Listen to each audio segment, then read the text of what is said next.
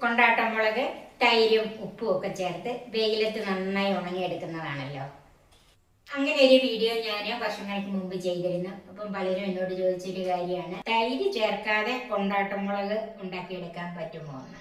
ഇന്നത്തെ എൻ്റെ വീഡിയോ തൈര് ചേർക്കാത്ത ഒരു കൊണ്ടാട്ടമുളകാണ്.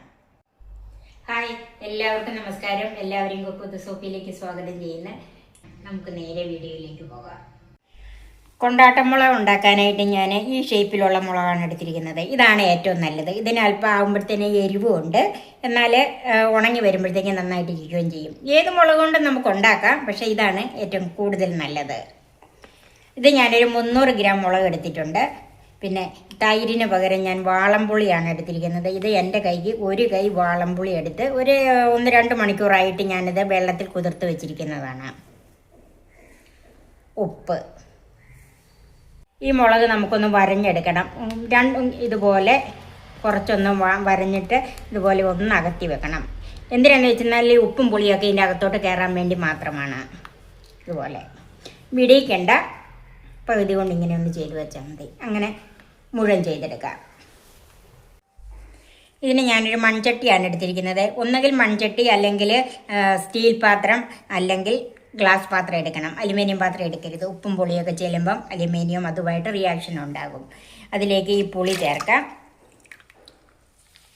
ഇത് നേരത്തെ വെള്ളത്തിൽ ഇടുന്നത് നന്നായിട്ട് കുതിർന്ന് നമുക്ക് പിഴിഞ്ഞെടുക്കാൻ വേണ്ടിയിട്ടാണ്. ഇത് നന്നായിട്ട് തിരുമ്മി പിഴിഞ്ഞെടുക്കണം. അതിൻ്റെ കൂടെ കുറച്ച് ഉപ്പ് പൊടിയും കൂടെ ചേർക്കണം. പൊടിയോ കല്ലുപ്പാണെങ്കിൽ അല്പം ബുദ്ധിമുട്ടുണ്ടാകും ഇതൊന്ന് അലുത്ത് വരാനായിട്ട്. അതുകൊണ്ടാണ് ഞാനിത് കല്ലുപ്പ് പൊടിച്ച് വെച്ചിരിക്കുന്നത്.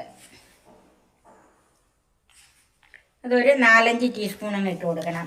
എന്നിട്ട് നന്നായിട്ട് തിരുമണം.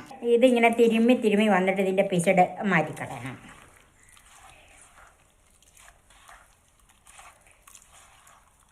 ഇത് ഒത്തിരി വെള്ളം വേണ്ട, പക്ഷേ എന്നാലും എല്ലാത്തിലും പെരളാനുള്ള വെള്ളം ഉണ്ടായിരിക്കണം. ഉപ്പും പുളിയും കൂടെ നന്നായിട്ട് കൈകൊണ്ട് തന്നെ തിരുമണം. നേരത്തെ നമ്മൾ കുതിർത്ത് വെച്ചുകൊണ്ട് തിരുമ്മിയെടുക്കാൻ വളരെ എളുപ്പമാണ്. ഇതുപോലെ ഈ പിസഡ് മാറ്റാം. ഇപ്പം ഇതിൻ്റെ പിസഡെല്ലാം ഞാൻ പിഴിഞ്ഞ് മാറ്റിയിട്ടുണ്ട്. ഒരല്പം സ്വല്പമൊക്കെ കിടന്നാലും കുഴപ്പമൊന്നുമില്ല കേട്ടോ. ഇപ്പോൾ ഇതിൻ്റെ ഉപ്പ് നോക്കണം. ഉപ്പ് അല്പം മുമ്പിൽ നിൽക്കണം, എന്നെങ്കിൽ ഈ മുളകിനെ പിടിച്ച് വരുള്ളൂ. ഇനി ഈ മുളക് ഇതിലേക്ക് ചേർക്കാം. ഇതിൻ്റെ ഞെടുപ്പൊന്നും കളയണ്ട.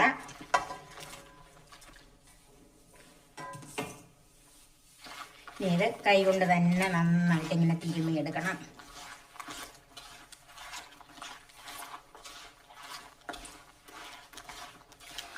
ഇപ്പം എനിക്ക് ഈ മുളകിന് ഇത്രയും വെള്ളം മതി. അതിന് നമ്മൾ എടുക്കുന്ന മുളകിനനുസരിച്ച് വെള്ളം കൂട്ടുകയോ കുറയ്ക്കുകയോ ഒക്കെ ചെയ്യാം. ഇത് ഇങ്ങനെ തിരുമ്മി നന്നായിട്ട് അടച്ചു വെക്കണം. ഇത് ഞാൻ രാവിലെയാണ് ചെയ്യുന്നത്. ഇന്ന് മുഴുവനും, അതായത് നാളെ രാവിലെ വരെ ഇതിങ്ങനെ അടച്ചു വെക്കണം. നാളെ ഇതെടുത്ത് വെയിലത്തിടണം. എന്നിട്ട് ബാക്കി പുളിവെള്ളം ഇതിൻ്റെ അകത്തുണ്ടെങ്കിൽ നാളെ വൈകുന്നേരം എടുത്ത് വീണ്ടും ഈ മുളക് ഈ പുളിവെള്ളത്തിൽ ഇട്ട് കൊടുക്കണം.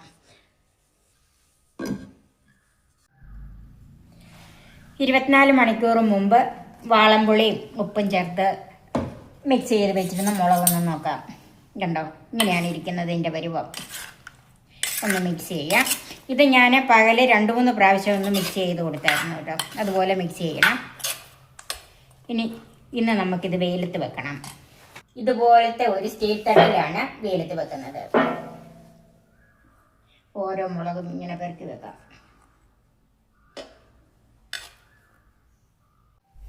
അപ്പം ഇതെല്ലാം ഈ തട്ടത്തിനകത്ത് നിരത്തി വെച്ചിട്ടുണ്ട്.